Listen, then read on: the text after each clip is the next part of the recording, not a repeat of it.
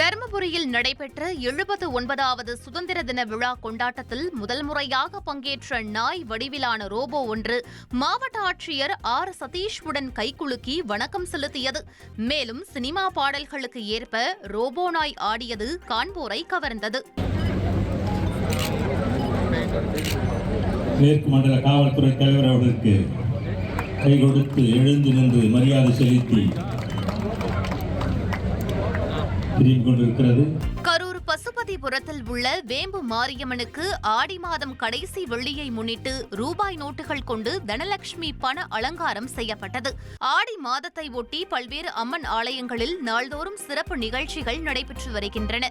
இந்நிலையில் கரூர் வேம்பு மாரியம்மனுக்கு ரூபாய் நோட்டுகளால் பண அலங்காரம் செய்யப்பட்டதோடு ஆலயம் முழுவதும் வளையல்களால் தோரணங்கள் கட்டப்பட்டு தீபாராதனை காட்டப்பட்டது.